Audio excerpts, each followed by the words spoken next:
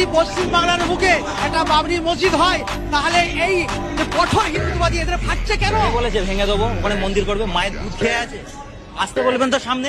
এটা বিহার নয়, এটা গুজরাট নয়, ওই নরেন্দ্র মোদীতে গেলে অমিত শাহকে বলে দেবেন এটা গুজরাট নয়, এটা পশ্চিম বাংলা।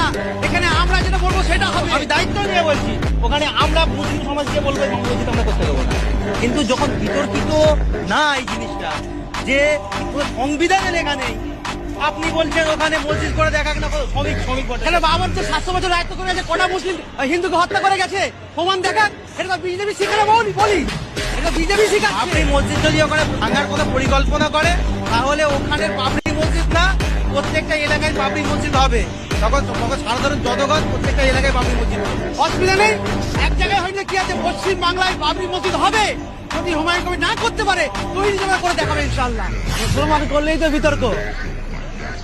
আরে এত মন্দির হচ্ছে সরকারি টাকায়, সেগুলো কি হচ্ছে? মুসলমান তো নিজের টাকাই করে, তার টাকা দিয়ে করে। তাহলে আমাদের আস্থার উপর আঘাত এনেছে, আমরা চুপ ছিলাম।